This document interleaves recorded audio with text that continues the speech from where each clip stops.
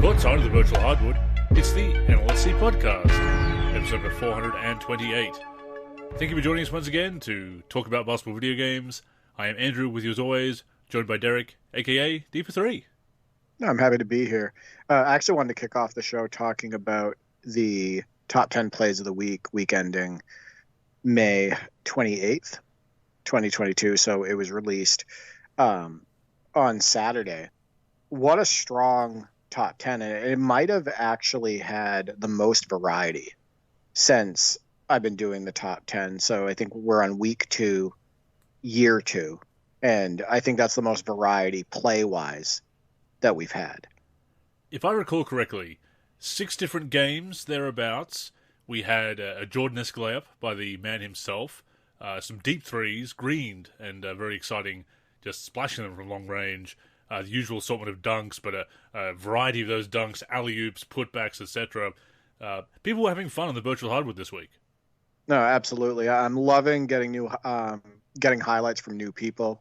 So people who hadn't been in the top 10 before, or they've only recently started contributing to it. Great to have Teddy Bear the Gamer back into the top 10. He's finally found some time outside of work to get back into basketball gaming, and he's super excited about it. So I got a bunch of highlights from him too, and I've saved some and archived them, for future top 10s and whatnot. You got some NBA Live in there. We got some NBA 2K in there, and we've had some regular submitters in there. So the regulars, and it's just, I love doing the top 10 every week, and this week was no exception. And I finally got around to sending you those Live 15 highlights. Yeah, I know. I'm really happy about that. I can't wait to try to clean them up a little bit as far as make them 60 FPS and sharpen them up. And some of those highlights are just unbelievable. There's one that you have in there that is a behind the back pass into a 360 layup, and it just looks amazing. NBA Live 15 surprises you sometimes, doesn't it? It does. I mean, it's a low bar to clear with Live 14, and that's kind of damning Live 15 with faint praise. But I think they've made some really great advancements. They pushed it back about 3 weeks, and of course that led to some concern. Oh, it's going to get cancelled. It didn't. It came out. It was better than Live 14. They clearly made some strides with it.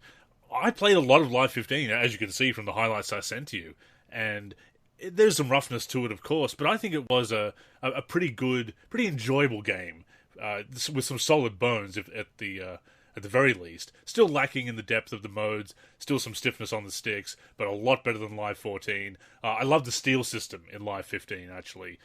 Getting steals was very satisfying, poking them loose and scooping up that loose ball for to finish on the break with a dunk or whatnot.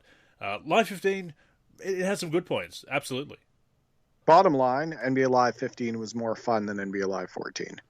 Easily. The gameplay was more fun on the sticks. The pace was faster and better. There were, better animations around the hoop, better, more exciting dunks, layups around the rim. It felt better overall, and the action was more fun. Also, you talk about the stealing system. One thing I really love about NBA Live 06 is the stealing system. I've been playing NBA Live 06 for the PC ever since we got it installed. And I've been posting those highlights as well on Twitter, and, you and I connected and played a couple games, and that was incredibly fun. But the stealing system on that game is so rewarding. When you time the steal on the ball appropriate, and he pokes the ball away, and then you can run the ball down and then start your fast break or whatnot. You can interrupt a shot by stripping the ball while they're going up. I think that the steal system and the passing lanes, you're getting in the passing lane and getting steals, is also rewarding and fun in that game. I love the overall stealing and defense system in NBA Live 06 for the PC and for the PS2, etc. Well, it's one of those things about freestyle control that we don't acknowledge a lot because we focus on the dribbling moves because that's a big part of right stick controls in games these days. But even something as simple as pushing the stick up to raise your hands to challenge the shot, get down in a defensive crouch, or by going left or right on the stick, attempting the steal with the left or right hand, giving you more control over the player's hands and movement. That it was on the defensive side that we also got those improvements from freestyle control. And they do fly under the radar because we think of the spin moves and the crossovers and everything else we can do offensively. And off ball, of course, you can do the spins and the jukes and whatnot. But they also focus on the defensive side. And that's so important with basketball games because it's very easy to focus on the scoring. I mean, I'm guilty of it whenever I take screenshots or whenever I submit highlights to you, that I'm always thinking offense. But you need to have that defensive side of the game really solid as well. And the best games, as we've said before, are the ones that play well on both sides of the ball. Yeah, defense really does kind of get left in the dust, doesn't it, in conversation when it comes to basketball, whether it be real life or in video games. And, it's the same, and I'm guilty of it, at times. I do all of the gameplay videos on my channel, and then I do the gameplay videos on Neon and Butch Gaming channel for Stildo 33, for our 2K19, 94, 95 season. And what are most of those highlights? Offense. The majority of those highlights are offense. And sometimes I feel bad about that. Like, I feel like I shouldn't be including more blocks or more steals that, occur in the game, or like hard fouls and stuff like that, like the defensive side of basketball. So I've actually been trying to do that a little bit more in those videos. In fact, the last video that I made for one of the last videos I made for his channel is the Magic versus Knicks game. And I included a block that I had on Shaq with Ewing and one that he had on me, Shaq blocking Ewing. And I think that defense can kind of get left in the dust when it comes to conversation. Well, offense is crowd-pleasing. Dunks are exciting. A big shot that just splashes through the net. Swishes are so satisfyingly... it's understandable that we focus on scoring because, of course, the object of basketball is to score more than your opponents, and to do that you need to be putting the ball in the basket. But, of course, defense is such an important part of the game. Even as the game, quote-unquote, evolves, changes, whatever, throughout the years, some things remain the same, and being able to defend when it matters and stop your opponent is obviously important. And those can be very spectacular moments as well, especially chase down blocks.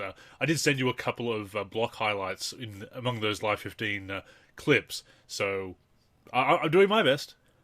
No, absolutely. That Jordan play that you have in the NLSC Top 10 Plays of the Week, where he does that acrobatic layup, very Jordan-esque.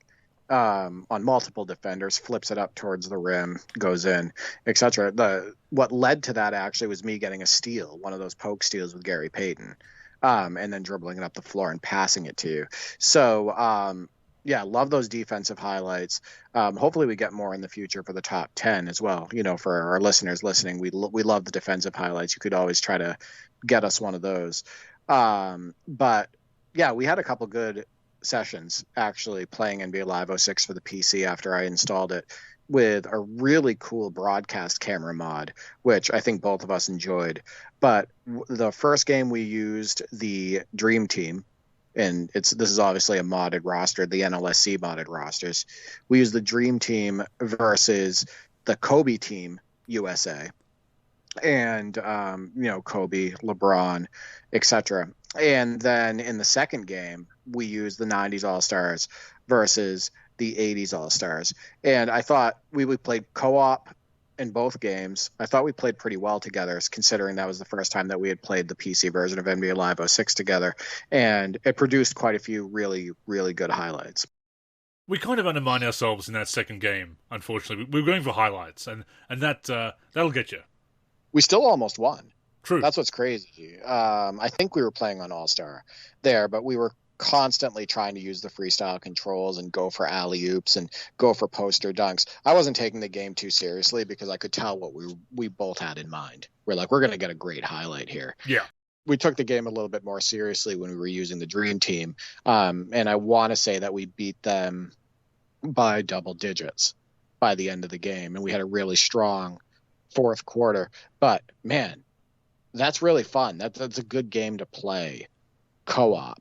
And I'm gonna have to connect with more people in the basketball gaming community, maybe from the NLSC Discord, or people that I've connected with outside the Discord, at B-ball video games and whatnot. And I'm gonna have to get on the sticks with those people, because I think that game is incredibly underrated for both co-op and head-to-head. Well, you know how I feel about Live 06 PC. That is one of my favorite games, basketball games of all time. I'm up for more games of that as well. I will say, as fun as it was, I saw some things that I missed in that last release, some errors. You were kicking You could tell it was bugging me, because I was, how did I miss that? Well, because you forgot to assign freestyle for quite a few of the players on the teams. I think you said you were burnt out at the time, or yeah, at the time I was handling the rosters for 2005 to 08 all at the same time, maintaining them simultaneously. And I was doing that by starting with 08 and converting backwards to 07 and then 06 and then 2005. I found a pretty effective way of doing this.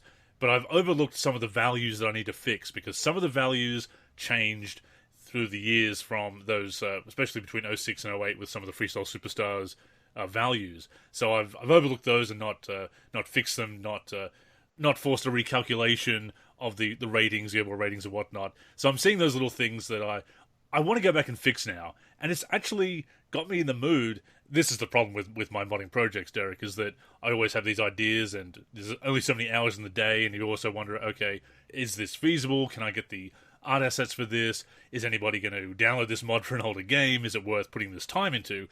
But, I'd like to do some stuff with 06. I know there's some stuff you'd like to do with your brothers that we can use those assets that I've already got for that roster. I can whip up something quickly for you, and if it comes together quite well and something substantial, maybe I can put that out there for the community, kind of a bit of a Legends roster kind of thing.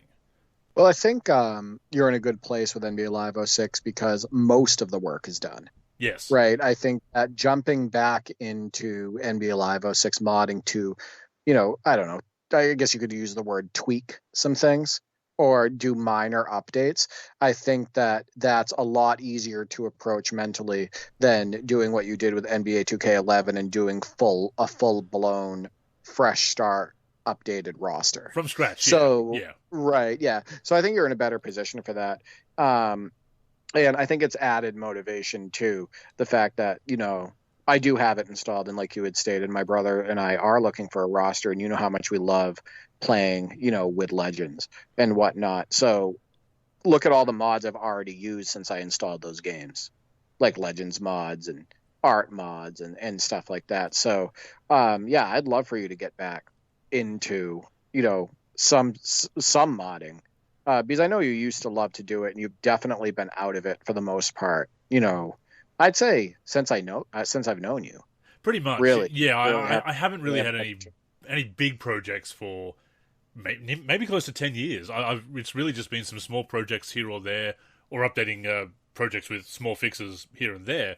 But to that point, yeah, maybe I would like to do that. Maybe I could go back and fix some things so that the final version that's out there is just a bit more complete, a bit more polished, and doesn't have those errors that I noticed and overlooked, because, as you brought up, I was feeling quite burned out on the rosters at that time. The NBA Live PC project for Live 06 was originally devised as a way of keeping that game up to date. We wanted to keep a PC version of Live up to date when it was announced that Live 09 would not be coming to PC. And then 2K9 came to PC, and eventually the 2K modding community took off, and that scene flourished. But we still wanted to keep that NBA Live 06 up to date, because people love that game, and I love that game, obviously. But it started as a community project, and kind of ended up as a community sits back and asks Andrew when the project is going to be done, and that kind of burned me out. So yeah, that's why that kind of why I stopped updating those rosters. And of course, there was less demand for them, and it's harder to justify the time spent on it. But these days, I'm in that mood to go back and play these games and to play them with you, and I think there's some more interest in retro basketball gaming at the moment. I'd like to think that we're playing a role there, and certainly 2K fatigue is playing a role as well. So to have some assets and some existing mods for these great classic games, but also some new stuff as well, I think there'd be great value in that. It's tough to find consistent help, isn't it? Yeah. It's tough to find help that's going to be along for the ride.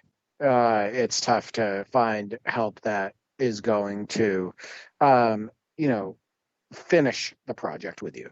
That's going to see it all the way through. And I think that's something that I see often in the community is there's somebody who may want to contribute one or two things here or there, but they don't want to be a big part of the project. Maybe they'll do a few things at the beginning once the project starts, and then either they'll lose interest or they won't have enough time, or they'll just abandon it for some unknown reason. And that leaves the creator, so the head of the project, kind of, in flux. It puts them in a tough position. If nobody else can, come aboard and help, or maybe if somebody can't come aboard and produce the same quality, etc. So I know that one of the reasons why the NBA 2K19 roster mods, the 94-95 season, 91-92, 90-91, etc., all those retro season mods, I know one of the reasons why that was so successful and the mods are so great is because the people who worked on that project and who continue to work on that project have been together as a team for quite a while. They were all dedicated to the project. They had established roles within it, and they were all passionate about the work they were doing on it. So that's how you get a successful roster mod, like the ones that you see on 2K19, the one that you saw with Hawk on NBA 2K14, the ones that you see with SCO on 2K13 and 2K14, etc. And I think sometimes it's hard to match the passion of the person that's starting the project. And even for the person that starts that project or that endeavor, sometimes keeping that passion is easier said than done. They say a lot of podcasts don't go past 10 episodes. YouTube series, a lot of people kind of start that series, start a channel, and have some kind of series going, some kind of show they've established, but it only goes a few episodes before they get sick of the work that's required to build it and to find an audience, and they just quit. And I think a lot of people... Makes me sad. That makes me sad, though. Sorry to interrupt you. That does, because that person who started that had this grand idea, right? Oh yeah, for sure. That person who they had this idea, like, I can get people to, tune in, and it's something they're going to find interesting, and I know where, I can create an audience for this, and I have something to say. Maybe my name I have something to say. Maybe my name will get out there. Like, there's all these reasons why they got excited about something, and I think that's something that bothers me a lot, is when somebody does show a passion for something or excitement, and they have these ideas and then it just kind of falls through, because that means those are disappointed people. Yeah, right. It takes patience, patience and passion, and that's can be difficult to maintain for sure. And I think some people are more in love with the idea of something than the actual reality when they have to actually put in the hard work. I think we've seen that with some modding projects before. And look, I'll certainly, that sounds judgmental on my part. So I'll put up my hand and say that I've had these ideas for modding projects that I've tried to start and maybe try to get some interest in and have just not been able to follow through on. 2K11 rosters being a chief example there. And it's with the best of intentions, but life gets in the way. Enthusiasm dies when you can't get that, if there doesn't seem to be that enthusiasm in the community or whatever. So it's unfortunate, but it's also very understandable. But yeah, I'm all for getting back to some retro modding. Will they be huge projects? Not necessarily, but they might. I think that I can still make something that people will enjoy playing with, and certainly that we can enjoy playing with. And I'll have to admit that it's kind of fun to play with my own mods again. And when we played that live 2004 game with the 95-96 roster, I hadn't played a game with that for years. So that was very refreshing. I'd love to do more of that. That was fun. And you know what? If you get back into modding and we start making videos for the YouTube channel to kind of show off the updates to the mods, we are guaranteed to get at least one dislike on those videos. Well, what can you say? Some people have quality feedback, and some people just click the dislike button for no reason. What can you do? What did you say to me before the podcast? You said that about haters. What was that about rationale?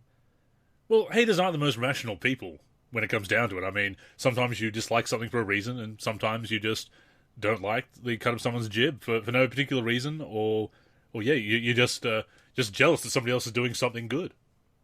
Yeah, I mean, so the last few videos that we've uploaded to the NLSC YouTube, they're ones that I have actually uploaded, and we got one dislike right after the upload on each of them, and everybody else likes it. It's always only one dislike, and it's like a new recent thing, and it's petty. I have no idea who's doing it. There's no real reason to dislike the top 10 plays of the week unless you're just being petty and a troll, right? Um, but someone's out there doing that, and I don't know if it's coming from the NLSC Discord. I don't know if it's coming from Twitter, because I do post the links on the Discord as well, and then it right after I post them on the Discord, suddenly there's like a dislike on the video. What's weird about it, and I talked to you about this offline before the podcast, is what are they getting out of that? Like nobody sees the dislike on the video. These days, yeah, absolutely. I mean, I suppose The majority, yeah. for everybody else, that's never any other dislikes. There's like, it's like 99% likes. Like, what do they get out of that? I mean, I guess they get the reaction that we're getting now. I suppose the us being puzzled at that reaction. I mean, shout out to you and the dislike you've no doubt left on this video version of the episode 428 of the NLSC podcast. We thank you for that. I mean, you're guaranteed exactly when this podcast gets released, there will definitely be at least one. But it's just wild. It's actually me. It's actually me disliking our own videos. No, I mean, you and I, we've talked about this before. Whatever we do, whether it's the podcast, whether it's modding, whether it's articles, videos, etc., you and I are kind of perfectionists, and we take pride in our work. We believe in in our critique of games. We're not faking our opinions.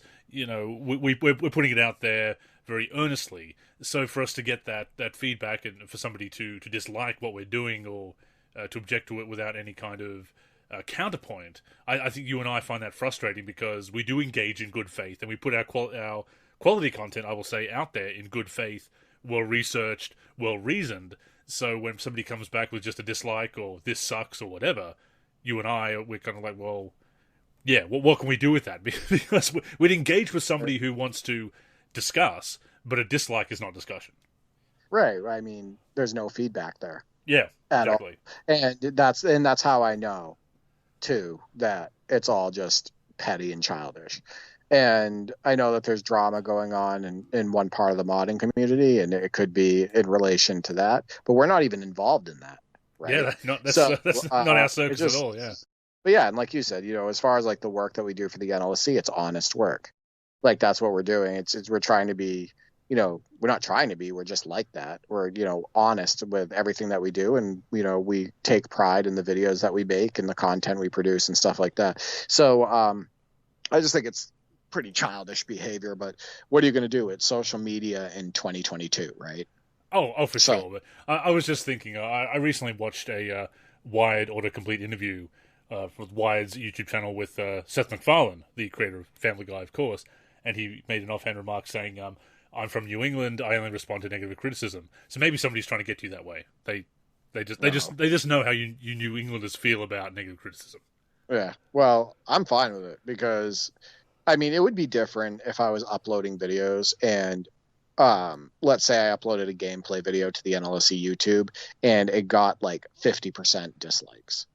Like, then I'd be like, all right, somebody's not liking my content for some reason. Maybe I need to look at, the way I did the intro or something like that. Sure. But when there's one dislike, and it's just this new thing, and then everything else is likes on the content, then I'm not sweating it. I just think it's like worth bringing up because I think it's petty. Right, I think it's just. I wrote an article about it. I wrote an article on Monday Tip Off a while back. What is it you dislike? Because it does leave you wondering what you did wrong, because it's not really useful feedback. Well, you did. That's the thing, is most of the time you didn't do anything wrong. Yeah. If it's just like it's usually a troll or just something ridiculous. But it's the curse again. It's the curse of perfectionism, is that you always want to be the best. You do the best you can and put out great content. And of course, when you get that feedback, you want to get, you're always going for that 100%. strike rate, and yet you look at some of the biggest YouTubers, and when dislikes were when they were visible, even then they were getting plenty of dislikes for really good videos, and you're wondering who is disliking this, and this is not even a controversial opinion. This is a fun, entertaining, or informative video. So, like you say, it's weird stuff. Yeah, there's weird stuff. Like there's like tributes to great legends like in athletics or great players from the past. There's like tributes out there, and they get like hundreds of thousands of dislikes on those videos. I mean, people will dislike a video of a father dressing up as Spider-Man for his sick son. So I mean, they'll dislike anything, man. Well, it's funny. I used to think it was just kids. Like when I was first on these platforms and whatnot too. I was thinking like, well, it's probably just like kids doing that, but a lot of older people, 20s, late 20s, 30s, etc., who just have that personality. Yeah. Like that does do stuff like that, and it's just it's weird. Well, it's like they say, growing old is mandatory, growing up is optional. You can remain childish as a 20-something, 30-something, and much older. But no, just something we needed to get off our chests, I guess. And it is kind of amusing when you see that and wonder, what did you dislike? But most people enjoy it, and we are very thankful for that. Are we not? Oh, of course, 100%. And, I'll be uploading even more videos to the NLSC YouTube. This summer, we're going to be having another tournament, probably Lakers versus Celtics now first, because I'm just really into that. So those videos will be going up. I have more games from Stildo and my NBA 2K19, 94-95 MyLEAGUE that will go up. You and my sessions, the ones that we have, I'll be putting gameplay videos up for those, like I have been recently. So there's going to be a lot of content hitting the NLSC YouTube, and I hope people love it. And I'm sure 99.9% people will, and the only people that won't will most likely be trolling. That being said, if we do upload an Xbox 360 version of NBA Live 07 video, and that gets a dislike, I do understand that one.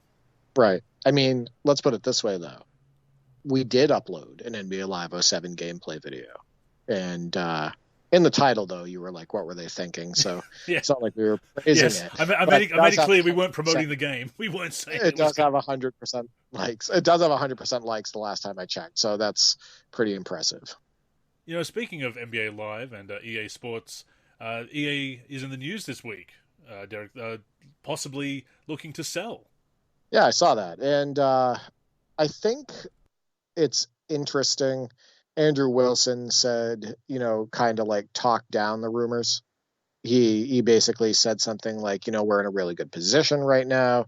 We have 500 million players around the world. We're in a position of strength, and we have a great line of games, etc. But the rumblings are that they are looking to either merge or sell completely. And there was multiple companies who they've been like in discussion with, supposedly, Amazon, I won't say Apple, Disney, Comcast, NBC, Disney, Universal. Comcast, yeah. And then I guess they were in escalated talks with Comcast, NBC, Universal, and then that fell through due to really unknown reasons. Overall, there's not like a lot of details around that. But I guess EA, this is going by the articles that we've read, I guess EA was motivated by the sale of Blizzard to Activision Blizzard to Microsoft. And I believe that was roughly a $68 billion sale?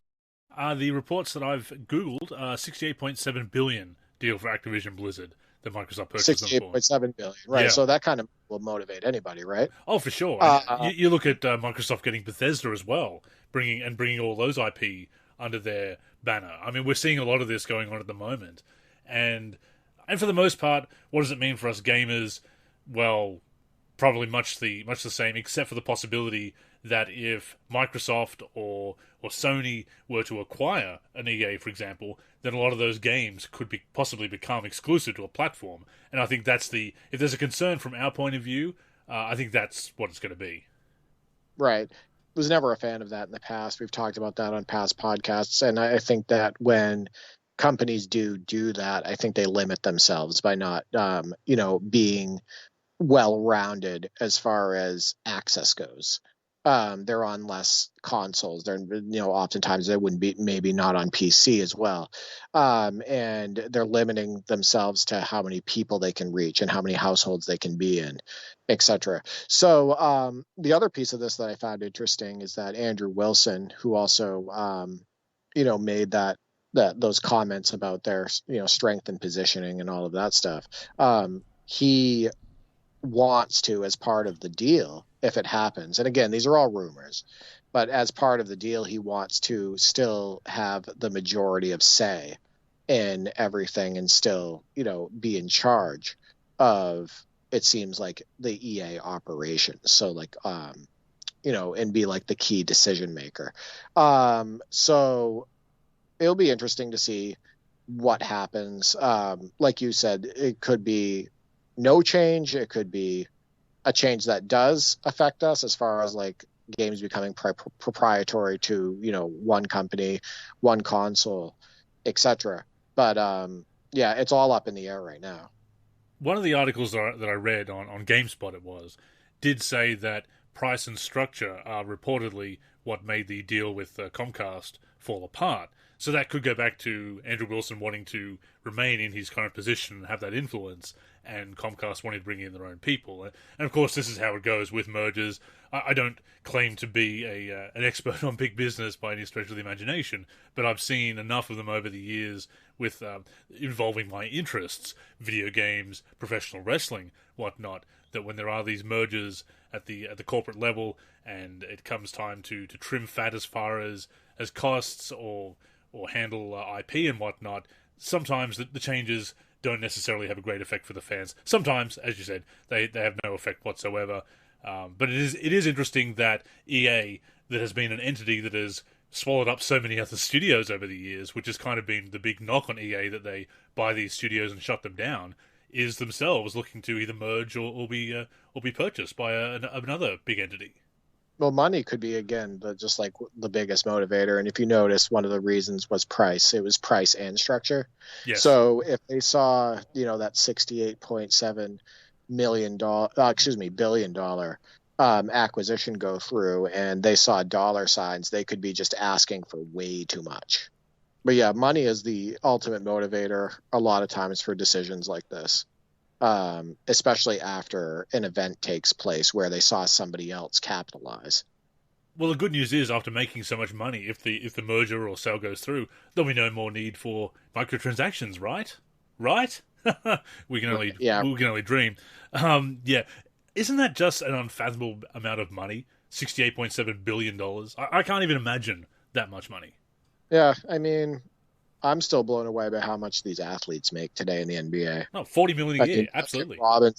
Duncan Robinson, who hasn't even been able to play much at all, I believe, in the playoffs, and they've been basically benching him. I want to say that he recently had signed like a $90 million contract, right? And he's not even suiting up or getting into games, or if he is, it's barely. So you have guys just riding pine in the NBA and making just so much money. Like, the amount of money they make in 1 year has them set for life. And half the time they're not even hitting the court, some of them. Look at that contract that Timofey Mozgov signed a few years back for $70 to $80 million, and he barely hit the floor for the Lakers. Like, he was barely with them. But he made so much money. It just blows me away how much these guys make. And I think it's, in my opinion, it's kind of ridiculous, especially because a lot of these guys making this kind of money, a lot of times don't even hit the floor often. It also brings to mind Charles Barkley's objection to appearing in NBA 2K and his desire for them to contribute to the retired players fund and whatnot. All this money that's being made in the current NBA and video games and whatnot. And there were players who paved the way for today's stars and today's role players even, who didn't make their money and who ended up broke after their NBA careers ended. And I think they do need to be taken care of. I think that 2K should be paying more because they're certainly using them to make money with my team and microtransactions and whatnot. So I do think you need to take care of the pioneers who were not taken care of in their day. Well, they're not taking care of the plumbers and firemen, Andrew. That's Apparently all. not. Yeah, absolutely ridiculous. And I actually respect Charles Barkley and any other player who kind of stands their ground on that. Oh, sure. And I mean, who it doesn't. sucks for us. It sucks for us in the game, but thumbs up to them for taking that stand, and I absolutely agree with it. Yeah, no, 100%. And you know what? I can deal with it because I'm on PC and I can usually get Barkley in the game anyway. So Well, that's for me, true. it doesn't Yes. affect us really. It doesn't really affect us in our household as far as like games where we can just mod him in, for the PC releases and everything. It's like, all right, I already got Charles Barkley in the game. He looks a great, probably better than the face that even 2K would put out there for him, and good. And he even plays right. So how about that? Well, speaking of which, you played a game with Charles Barkley in 2K19. You uploaded the highlights to the YouTube channel, and you continue to play that 94-95 season with Stildo33, Ken, and I can tell you're having a blast with it. You're what, almost a third of the way into the season, or a third of the way into the season now? Yeah, it's wild. We got to have him on the show again soon so we can talk about all of our recent games and stuff we've learned along the way and everything. He's played 16 games now in the for his Orlando Magic. He's 12-4. I actually beat him with the 76ers again. So he's lost to them twice already this season, and that team only won roughly 20 games that season. But I really enjoy using Dana Barros. I do have Sean Bradley on that team as well, who's very good in the game. And they have Clarence Weatherspoon and Jeff Malone. They have a bunch of players that I like to use. But I know that loss hurt him because he lost to him twice now. But he's 12-4. I'm 14-0. I've played the Suns twice already, and I won both games. The second game I only won by 2, and they're actually my next opponent, so it's my third game against the Suns already. So we'll see how that game goes. But it's been enjoyable. I think the games are getting a little bit more challenging between us because we're kind of adjusting to each other's play styles as the season goes on, and we're learning more about the way each of us plays. So passes that I make that maybe he wouldn't have been able to get to intercept earlier in the season, he's getting to them more now because he's adjusted to some of my tactics in the game. And same thing and vice versa. One thing to kind of give you an example, earlier in the season, he would run a post up play. So he would run like by position. You'd say like, I don't know, Patrick Ewing post up. And he would, instead of posting him up, he would do that as like a fake, calling the play. And then he would just like drive to the hoop with his guard and score. And earlier in the season, it would like sometimes fake me out because I'm preparing him for him to post up, and then he would zoom by me and just score. But now that I've kind of caught on to him doing that, whenever he does that now, I'm making sure to pay attention to the ball handler even more than the guy that he's posting up. And he hasn't been able to get a free layup in quite a while. So I've adjusted to that tactic that he was using earlier in the season. So, yeah, it's been good. We're about done the first full month of the season, and I definitely want to get like a dunk reel out there and a highlight reel out there for the NLSC YouTube and for his YouTube. So keep an eye out for that. Obviously, there's probably times when you're reminded that it's 2K19 instead of the 2019 season. Maybe because you've got Chris Webber and Greg Anthony on commentary when they are also playing in some of the games, or the fact that they reference something that is far more modern. But do you ever forget that it's 2K19? Do you ever just feel so immersed in that 94-95 atmosphere that you forget that it's such a new game? Well, the art in the mod is so good that you can definitely get lost in it.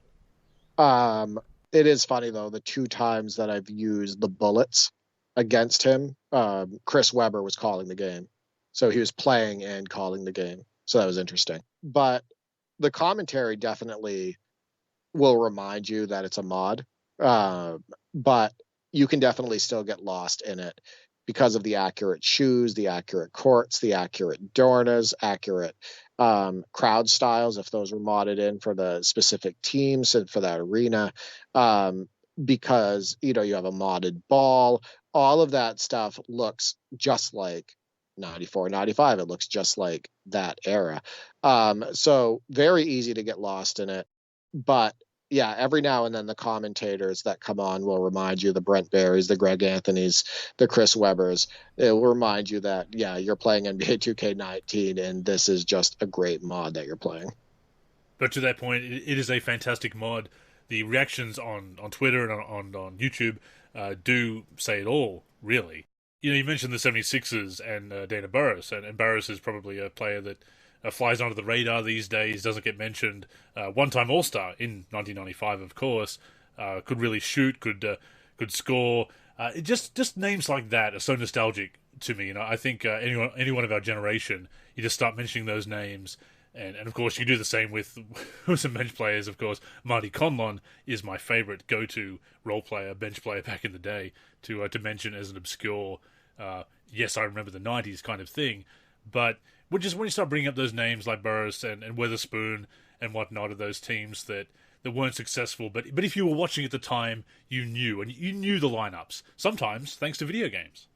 No, 100%. And Dana Barros, of course, holds another special place in my heart for another reason. Is he had quite a few years with the Celtics. Yes. And it's a big deal when we ended up getting Dana Barros, actually. And did he underperform with the Celtics overall? Did he not meet expectations? Yeah, pretty much, because, we wanted all-star Barros.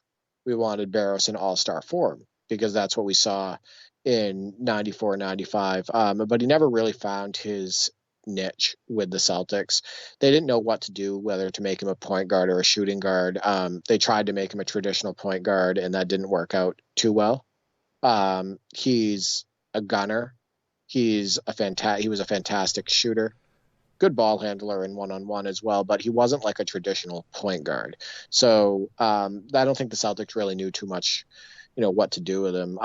But yeah, I mean, even the teams that had poor records back then, they had a lot of names that you knew, and you knew what they were good at. And the Sixers are kind of a special team to use in that game because they have a guy like Jeff Malone who was injured for most of that season. But in like the 19 games that he played, he averaged about 18 points per game. So he was still very good that season. He just didn't play a lot of games because he was hurt. They had a guy like Clarence Weatherspoon, who a lot of people back then thought he was like a mini Barkley, right? That like he had that type of skill set. And if you ever look up Clarence Weatherspoon highlights, he was a pretty explosive athlete, and had those wide shoulders, and he was strong, and he could be a one-man fast break. So it's fun to use guys like that. And of course, you have the 7'6" guys, and 7'7" guys. You got the Sean Bradleys and the Murasans and everything playing back then. Both of those guys are incredibly fun to use in video games. But yeah, we learned the lineups in part back then with the older like NBA Live games, NBA Showdown, and Bulls versus Blazers and stuff like that. We learned the lineups and memorized them a lot of times by the video games. So basketball video games hold kind of a special place in my heart for that reason too, because I was a huge basketball fan, NBA fan at the time. Since I can remember, since I could think straight. And basketball video games helped me in such a big way to get to know the players better, to get to know the teams better, the lineups. And, when they started putting stats in the video games and bios and stuff like that, that was just another element that helped learn more about the game that I loved. I'd love to get Ken's, Stildo's answer to this as well, but I'll ask you now, and hopefully we'll get him on soon and we can ask him as well. But do you find it more fun to play with your chosen team, the Sonics in your case, or is it more fun to play with that variety as you become the opponent for each other? I've actually had more fun recently using different teams because it's fun to compete that way and to have a chance to beat somebody with a team that you don't know as well as they know their team, right? Like he's using the Magic all season. So he knows that team very well. He knows all of their shooting forms. Of course, we have it on user timing. He knows their shooting forms. He knows, how quick they are. He knows who he can dribble well with. He knows who, he needs to put in to, in certain situations. And he's going to know that team on the floor as far as using them on the sticks a lot better than, me using a team for the first time or even me using a team for a second time. So there's a special feeling about being in a game and competing when you feel almost like you're at like a slight disadvantage in that game. And then when you win that game, you feel like you overcame an obstacle and like almost overachieved. So I know that's killing him right now, to be honest with you, because he hasn't beat me with the Supersonics. That's killing him. We've had this conversation. It bothers him so much right now that I don't have a loss with my team. Like, he hasn't been able to beat me with any team but the Orlando Magic. So we'll definitely have to have him come on and talk about it. But like beating him with the Kings, who had a poor record that year, beating him twice with the 76ers, and my other win is actually with the Knicks. But beating him with the Kings and the 76ers, those were some of my favorite games of the season. It makes sense, and there's that variety as well. That I know, as much as I love playing through a season, obviously you know how I take pride in playing through a full season in franchise or career mode, 82 games, 12-minute quarters. But there is a part of that season where you go through a bit of a lull because you've been using the same team over and over again. You do miss having that variety. So this is a great advantage, again, to the way you're doing it, being each other's opponent, that you do have that variety. That if you were getting a bit sick of the Sonics, pretty hard to get sick of the 95 Sonics, admittedly, but it's pretty much impossible, I'd say, when you're also breaking it up by playing with those other interesting teams from the 95 season. Oh, 100%. It keeps the experience fresh. You know what I mean? And the other piece of that too is we've decided that we're going to start playing other games on the schedule to keep things even more fresh, to keep things interesting. So if we see a game on the schedule, let's say, I don't know, Bulls versus Cavs, or like, I don't know, MJ's comeback game, Bulls versus Pacers. Yeah, could do that. Yep, we could do that. Rockets versus Knicks, like something like that. Like if we see a fun game, Celtics, we both want to use the Celtics again too. Like Celtics playing a team that the other person wants to use. Would you do a co-op? Would you do, because you both love the Celtics? Would you do a co-op Celtics versus the CPU just for fun? Yeah, we could do that too. We actually haven't discussed that. That's something I'll talk to him about tomorrow. I'll probably text him. But yeah, I mean, we're going to start doing that. And I think that's also going to be great content possibly for the NLSC YouTube, because I can upload those gameplay videos. They wouldn't go on Neon and Butch Gaming because those are that's just for Orlando and Seattle. So it would be some pretty cool content for the community to see as well, because I know that people really enjoy those highlights. And it really promotes the mod as well, because we're getting more and more questions about that. And yeah, I mean, it's unfortunately 2K19 is no longer available on Steam. You can go to third-party resellers and get those keys, and they will still activate, and you can get 2K19 if you don't already own it. But if you do have 2K19 or can get a hold of it, a legal copy, that's all we'll support in the NLSC community, absolutely grab those mods, and you can see how much fun that you and Ken are having with them. And I know you're not the only ones. Cool Breeze is always posting those cool screenshots in the forum, in the release thread, the support thread for the retro season mods. So yeah, people are loving them. Yeah, unfortunately, it's not the new game, right? So the exposure, the amount of people using them is very small in comparison to rosters that are being made for the newer games.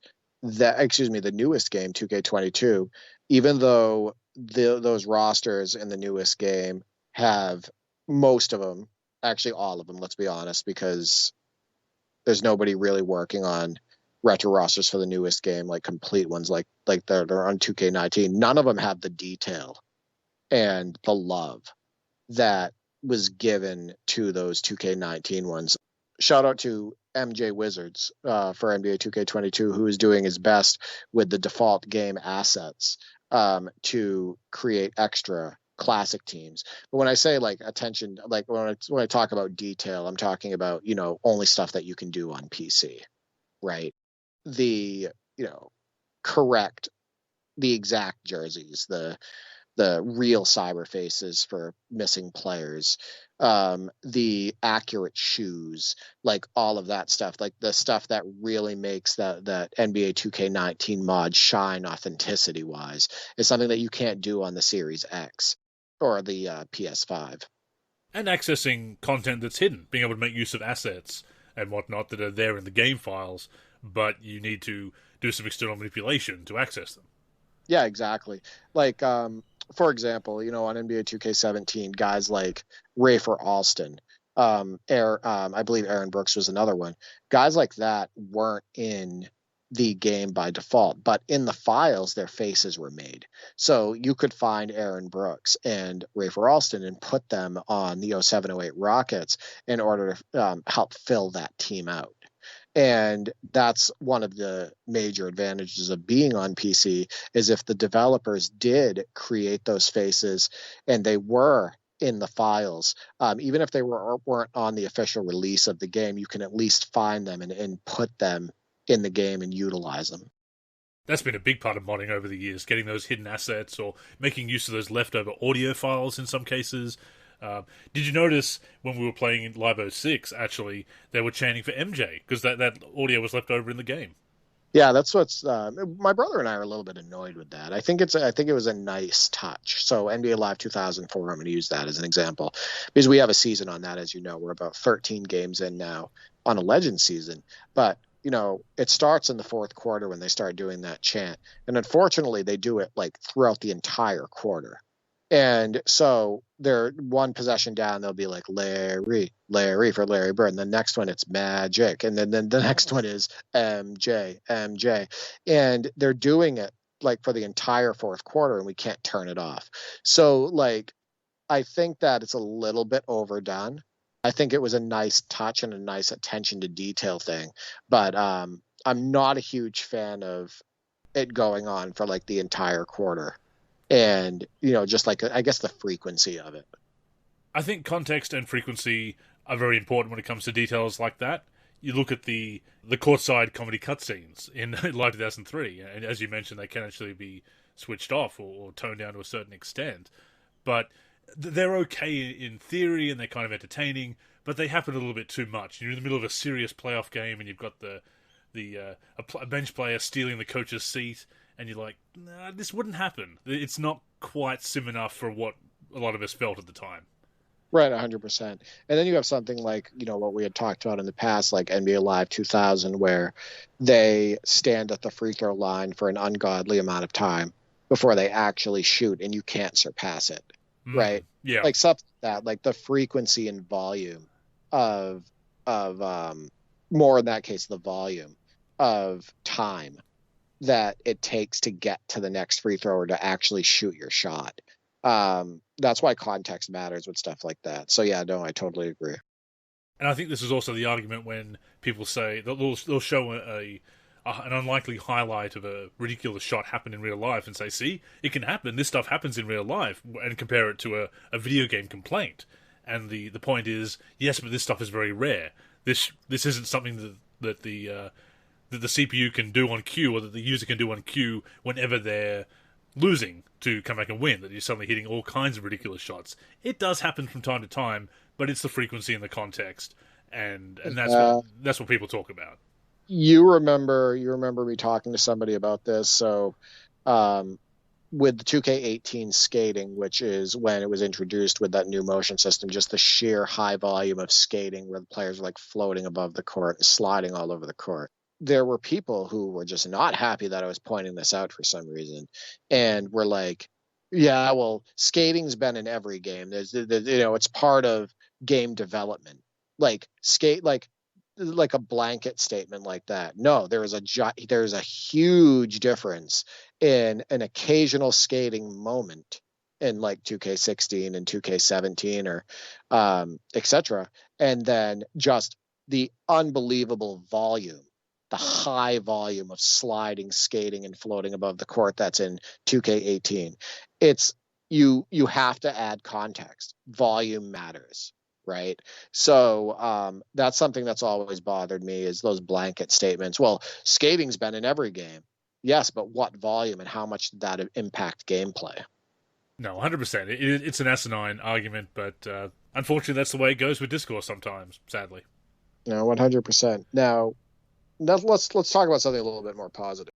So your NBA 2K14 Season 3, as far as I know, correct me if I'm wrong, just ended. Is that correct? It The did indeed. championship. It did indeed. It has been decided.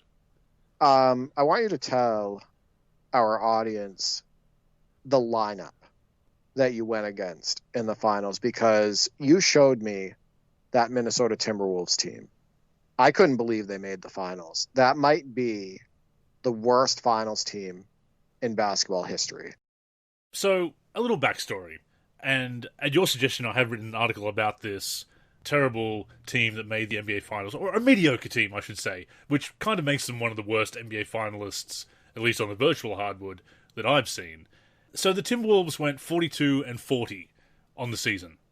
This was good for the fifth seed in a very mediocre Western Conference in the 2016 season. And they actually entered the playoffs having lost 8 straight games. Now, this was in large part due to the fact that Ricky Rubio was their starting point guard and main playmaker, obviously, was injured for the last month of the season.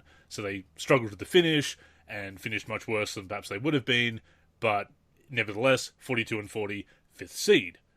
Okay, so in the first round, they faced the fourth-seeded Jazz, who were 43-39, not doing too much better, kind of a mediocre squad themselves. They get beaten in 6 games. In the second round, they face the 8th-seeded Nuggets, who have toppled the number 1-seeded Trailblazers, who just completely blew it in 7 games in the first round. This series also goes 7 games, with the Timberwolves prevailing. Now they face the Lakers. These are the Lakers with Kobe and LeBron. LeBron having gone there in 2014, at the end of the 2014 season. The Lakers had swept their way through the playoffs, much as I had done, and took the first game against the Timberwolves. I'm thinking, okay, I'm going to beat the Bulls, unfortunately, and come out of the East. I'm going to have the showdown with Kobe, LeBron, and the Lakers coming out of the West. In Game 2, the Timberwolves blow them out, and even the series. Okay, the underdogs got one. The Lakers go up 3-1, and then they blow it. And I have to give a shout out to Leo here, Valor in the forum, NLSC Thrill Home member, who pointed out that JJ Barea is on that Timberwolves team, and clearly that's why a LeBron team lost to them. Shades of the 2011 finals there. But anyway, the Lakers blow the 3-1 lead, or the Timberwolves have the huge underdog comeback and come back from down 3-1, however you want to look at it. Now they're in the finals against a 76ers team that went 77-5 and has a pretty good star in MyPlayer. So this is a pretty lopsided final series, because you look at the Timberwolves and they've got Kevin Love is their best player. He's doing okay. He was an all-star again in the 2016 All-Star game.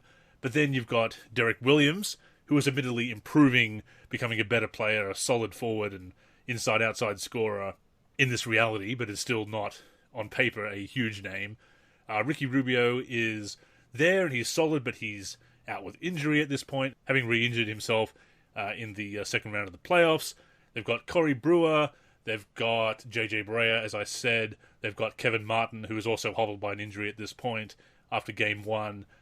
It's a team that could make the playoffs by overachieving, make a little bit of noise in the first round and get eliminated. That's the kind of team they look like, yet somehow they've made this run all the way through to the NBA Finals. And on paper, and certainly when you look at the results of the Finals, probably the worst virtual NBA finalists I've encountered. And I look back at some of my previous MyCAREER games and the first 2 years in this MyCAREER and other MyCAREER games and franchise games over the years, and I don't think I've ever seen that much of a curveball thrown by the sim engine to get a team like that through to the finals.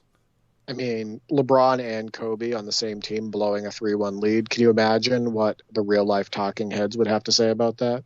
It would be non-stop conversation between Skip Bayless, Shannon Sharp, I don't know, Nick Wrong, etc. They would not be able to leave that alone.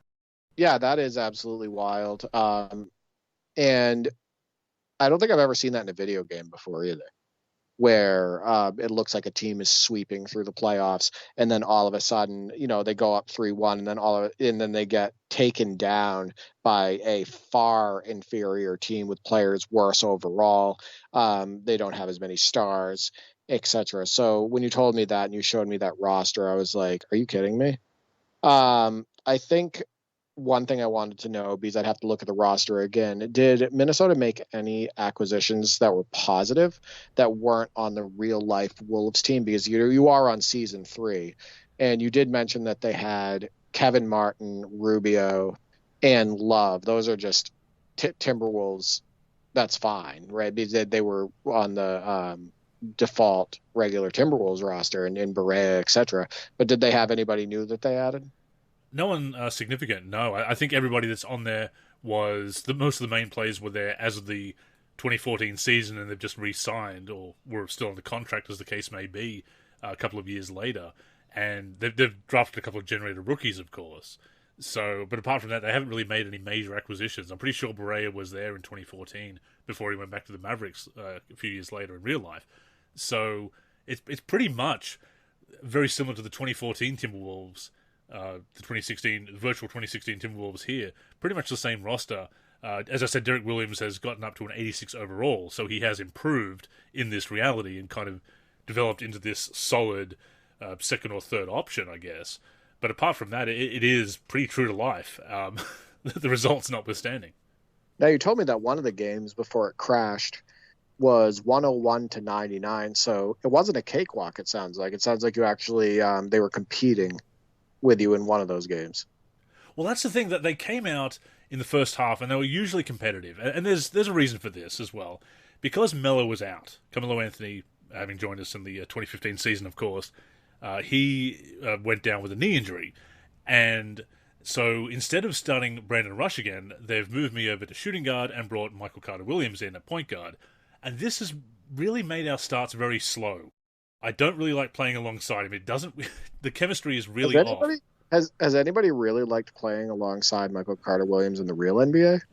I'd say no, probably not. Probably not. Unfortunately, despite almost getting that quadruple-double in his debut, MC Dub hasn't really worked out as people had hoped. Not trusting the process on that one. But yeah, we get out to these slow starts where I'm trying to take ball handling responsibilities back from him, and because I'm the one getting 16 assists per game and setting people up where they need them, and he's just faffing around, as the AI does sometimes. So, and not being aggressive as I am. So we get off to those slow starts. But we also had games where we just completely blew them out. I had a quadruple double in game 1, 34 points, 31 assists, 17 rebounds, and 13 steals, which is just ridiculous. How many assists? 31. How many? 31. The Australian Scott Skiles. Yes. It's impressive. What did you average for the not the finals, but the playoffs? Do you have your averages?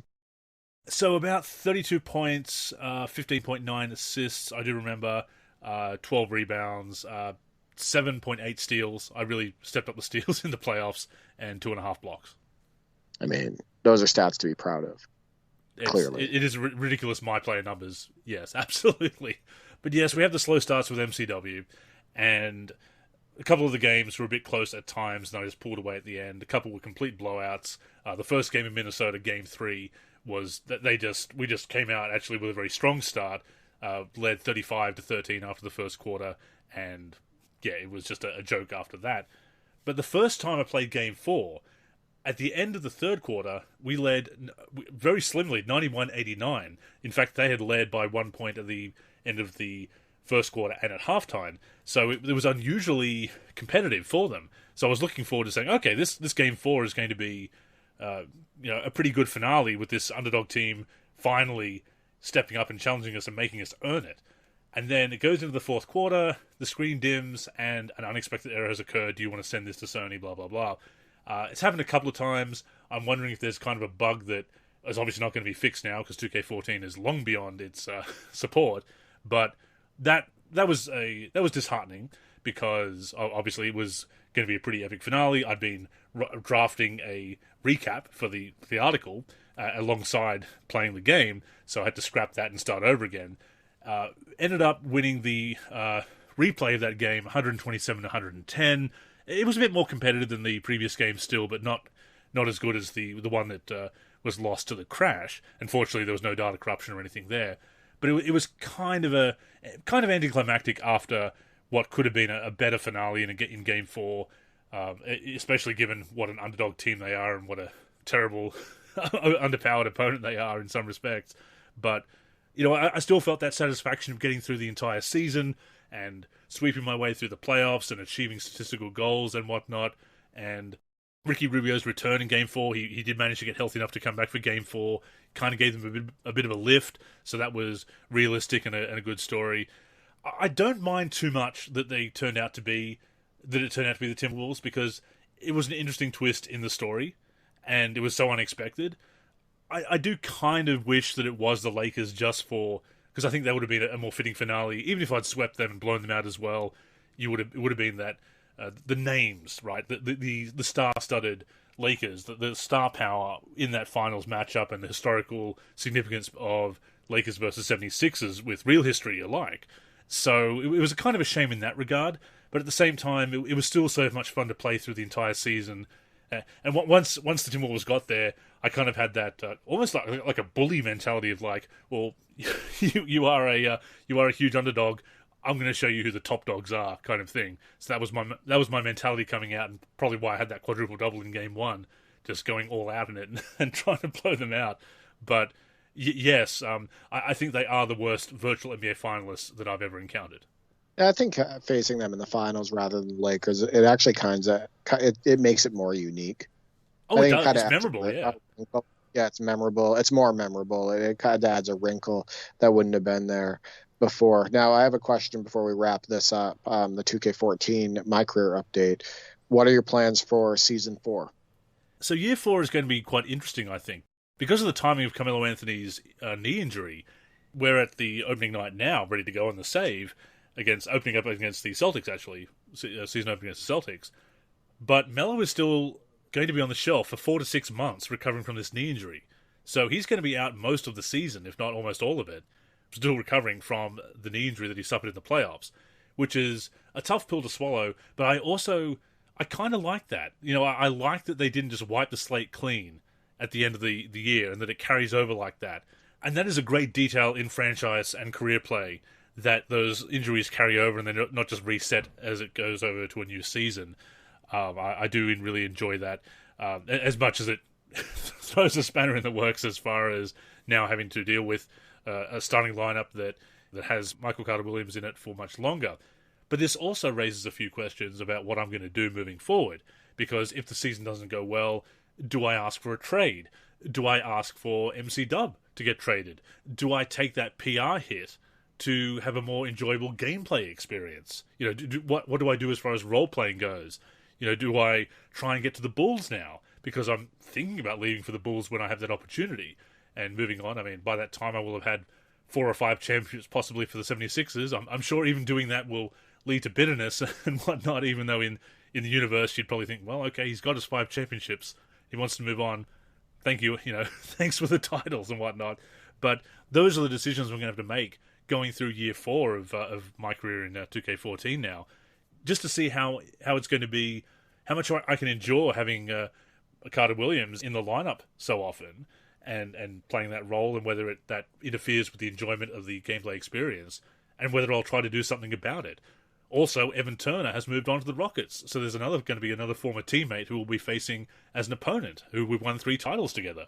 So that's going to be interesting as well, much like Spencer Hawes moving on halfway through Year 3. So there's some other storylines developing in that regard.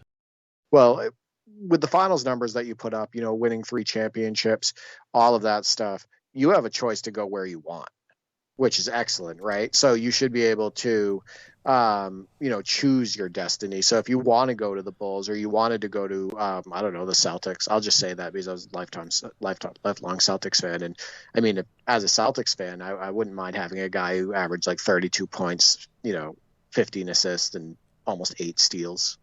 I wouldn't mind having that guy on my team. But yeah, I mean, if you want to go to the Bulls and do that, go for it. But I know that one thing that you told me on off the air and on the air, actually, is that you have this thing about loyalty as well. And the Sixers have treated you good, and they've treated you well. So it's hard for you to also make that jump, because then you feel like you're not being loyal. Well, that's the funny thing, and what I really enjoy about this MyCAREER experience that I've had with 2K14 is that I've developed this affinity for the 76ers as my team that I'm playing for, and also teammates that I've played a few years with now. Which is why it was kind of a bummer to see Spencer Hawes traded last year, and now Evan Turner moving on to the Rockets. You have that affinity with those virtual teammates, and that's something very cool that you develop. But you do have to look at your future, and in a virtual sense, and what will be the most fun experience moving forward. Obviously, I'm a Bulls fan. I enjoy playing with them and for them in franchise and career modes, so I can't rule that out. And having this experience actually of being locked into that rookie contract for 4 or 5 years has made me, think about how I view loyalty in the real NBA as well as the virtual NBA, and looking at how players don't have those options and how the sometimes loyalty is almost thrust upon them in that respect, and of course they can get traded at any time. So yeah, I'm weighing up the decision to play that whole career with one team and replicate the loyalty that I admire so much in so many of those great players that did spend their entire career with one team, or being a bit more nomadic and going to the Bulls after I dedicate myself to getting as much success with the 76ers as possible, but then looking to bring the Bulls back to success and seeing how I feel about that when the time comes, and exploring those options and because I've not gone through free agency in 2K14 my career yet, so I'm keen to see how that all goes. But nevertheless, as far as the Celtics, hey, I won't rule it out.